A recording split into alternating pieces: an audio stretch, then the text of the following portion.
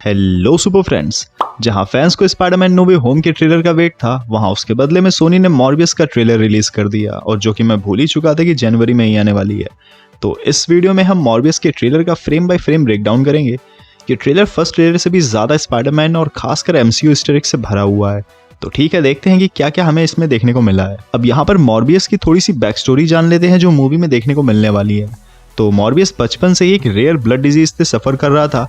अपनी बीमारी का इलाज ढूंढते ढूंढते और पढ़ते पढ़ते काफी फेमस डॉक्टर और रिसर्चर बन गया, और इतना बड़ा रिसर्चर बन गया कि कॉमिक्स की ही तरह मूवी में भी उसे नोबेल प्राइज मिल रहा है। वैसे यहाँ पर शायद इंडियंस भी नॉमिनेटेड हैं। खैर, मॉर्बियस की इलनेस दिन ब दिन खराब होती जाती है, और तभी उसे एक इलाज के बारे में पता चलता है जो उसे लेकर आता है इस आइलैंड पर, जहाँ से इस ट्रेलर की शुरुआत होती है। यहाँ वो एक वाटर हार्प जैसे इक्विपमेंट से अपना ब्लड टच करता है, जो ऐसा साउंड रेजोनेट करता है जिससे उस पर बैट्स का ग्रुप अटैक कर देता है, और इस तरह से उसे अपनी बीमारी का इलाज मिलता है, क्योंकि उसके डीएनए में बैट का डीएनए मिक्स हो जाता है, और साथ में उसे कई सारी सुपर पावर्स भी मिल जाती हैं। प्लस वो एक ब्लड सकिंग वैम्पायर बन जाता है। लगता है रियल वर्ल्ड में भी किसी ने एक्सपेरिमेंट ट्राई किया था और पूरे प्लेनेट के 2 साल बर्बाद कर दिए। सुपर पावर्स भी नहीं मिली, बेचारे मर अलग से गए। खैर, मॉर्बियस की किस्मत अच्छी थी कि उसे इन चमगादड़ों से कोविड नहीं हुआ, बल्कि सुपर पावर्स मिली। उसकी फिजिकल स्ट्रेंथ बढ़ गई और स्पीड भी बढ़ गई, काफी तेज रिफ्लेक्सेस हो गए हैं।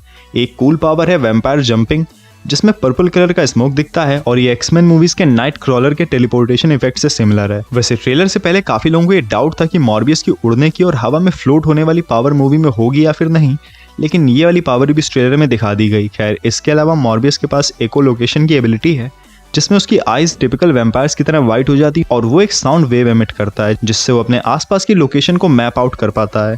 स्पाइडी सेंस जैसी ये पावर। मॉर्बियस की ये पावर बैट्स यानी चमगादड़ों वाली ही है, जो उसे शायद बैट डीएनए से मिली होगी। इस पावर से मॉर्बियस को अंधेरे में एनिमीज से फाइट करने में भी काफी हेल्प मिलती है। ट्रेलर के शुरुआत में ही एक शिप पर मॉर्बियस का कहर देखने को मिलता है। ऐसे एक बार कॉमिक्स में भी हुआ था, जब एक शिप की क्रू ने मॉर्बियस को बचाया था, लेकिन बचते ही मॉर्बियस ने उस पूरी क्रू को मार दिया था।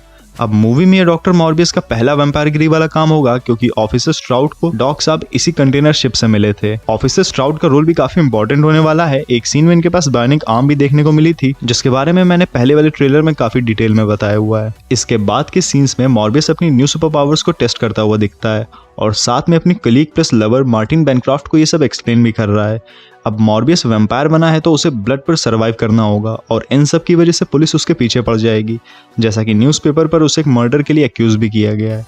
अब ये जो दद्दू दिख रहे हैं, उनको हम लोग चेरनोबिल सीरीज में देख चुके हैं। इस मूवी में ये मॉर्बियस के मेंटोर बने हैं, बचपन से ही उसकी इंटेलिजेंस को नर्चर करते रहे हैं, एक फादर फिगर की तरह हैं, और जिस सिचुएशन में इस टाइम डॉक्टर मॉर्बियस फंसे हुए हैं, ऐसे में फादर या फिर फादर फिगर ही याद आता है। पर मार्वल मूवीज का इतिहास गवाह है कि ऐसे ही भरोसे वाले लोग अपशब्द वाले लोग यानी कि मूवी के मेन विलन्स निकलते हैं, और इनकी बातों से क्लियर है कि डॉक्टर मॉर्बियस के वैम्पायर बनते ही आधी सिटी वैम्पायर हंटर बनकर मॉर्बियस को मारने निकली है, और कुछ ऐसे भी लोग हैं जो इस नए वैम्पायर अजूबे को कंट्रोल करना चाहते हैं, और इन्हीं लोगों में से एक है लॉक्सियस क्राउन, जिसको मेरे बेहद favourite actor Matt Smith play कर रहे हैं। डॉक्टर हू शो में मैट स्मिथ को देखने के बाद शायद ही कोई ऐसा होगा जिसको पसंद ना हो। मैट स्मिथ इस मूवी में एक सूडो वैम्पायर हंगर का रोल प्ले कर रहे हैं। मार्वल कॉमिक्स में हंगर के अंदर ह्यूमन और बैट दोनों के ट्रेट्स हैं, और इस मूवी में हंगर विलेन होने वाला है, क्योंकि कॉमिक्स में हंगर वर्सेस मॉर्बियस कई बार दिखाया जा चुका है। मूवी में शुरुआत में हंगर यानी लॉक्सियस क्राउन डॉक्टर मॉर्बियस का फ्रेंड होगा। लॉक्सियस क्राउन को भी शुरुआत में मॉर्बियस जैसी ही बीमारी होगी, लेकिन डॉक्टर मॉर्बियस का ये इलाज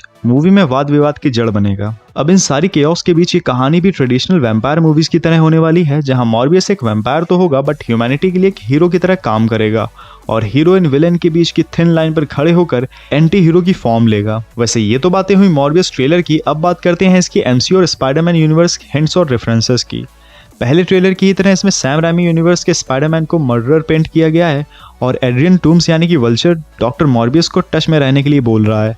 यहाँ मॉर्बियस को शायद नोबेल मिलने और वैम्पायर पावर्स मिलने की वजह से काफी लोग जानने लगे हैं, और इसीलिए शायद वल्चर उसको अपनी टीम में शामिल करना चाहता है। स्पाइडरमैन को मर्डरर पेंट करने का रीजन फार फ्रॉम होम में था, जहां उसको मिस्टीरियो को मारने की वजह से पब्लिक एनिमी नंबर 1 मान लिया गया है। लेकिन यहाँ पर टॉबी का सूट क्यों पेंटेड है, ये शायद नो वे होम के बाद ही क्लियर हो, क्योंकि जिस तरह से वेनम भी एमसीयू के टॉम हॉलैंड वाली यूनिवर्स में घुस गया है, तो उसी तरह से मॉर्बियस का भी यूनिवर्स शेक हुआ होगा, क्योंकि लास्ट में डॉक्टर मॉर्बियस को आई एम वेनम टीज करते हुए दिखाया गया। यानी मॉर्बियस वेनम से अवेयर है। और हो सकता है दोनों एक ही यूनिवर्स में एग्जिस्ट कर रहे हो, या फिर डॉक्टर स्ट्रेंज के मैजिक के बाद से सारे यूनिवर्स मिक्स हो चुके होंगे तब तक, क्योंकि ये मूवी नो वे होम के बाद आने वाली है। और ये भी हो सकता है कि मॉर्बियस हमें फ्यूचर एमसीयू मूवी में भी देखने को मिले, क्योंकि एमसीयू में भी एक वैम्पायर मूवी ब्लेड आने वाली है और कॉमिक्स में ब्लेड को वैम्पायर पावर्स मॉर्बियस की ही वजह से मिली थी। लोकी शो में भी मोबियस ने वैम्पायर्स वाली रियलिटी मेंशन की थी, तो शायद ये सब कनेक्टेड हो।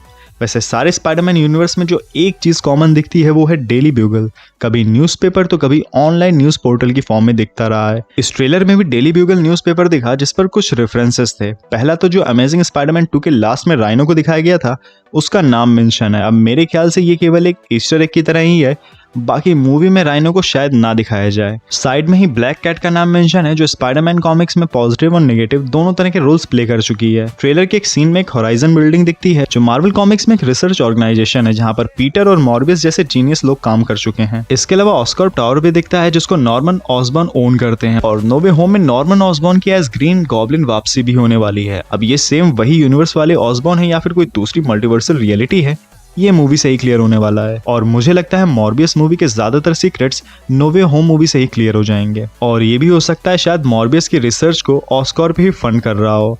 तो ट्रेलर देखकर लग रहा है कि इट्स ऑल कनेक्टेड और शायद इसका श्रेय डॉक्टर स्ट्रेंज के इस जादू टोने को जाता है। वैसे एक चीज तो क्लियर है कि एमसीयू के इस मल्टीवर्स की वजह से सोनी के स्पाइडरमैन यूनिवर्स मूवीज का क्रेज भी काफी बढ़ने वाला है। अब आपका ट्रेलर से मोस्ट फेवरेट पार्ट कौन सा है कमेंट्स में बताइए। मुझे जेरेड लेटो यानी मॉर्बियस के बुलेट डॉज करने वाला सीन काफी अच्छा लगा। तो अब ठीक है, इस ब्रेकडाउन में इतना ही। अब इस वीडियो को लाइक एंड शेयर करें, सब्सक्राइब करें इस नीले बर्फीले चैनल को। तो मिलते हैं नेक्स्ट वीडियो में, तब तक आप सेफ रहिए, खुश रहिए और ब्लू आइसबर्ग के वीडियोस देखते रहिए।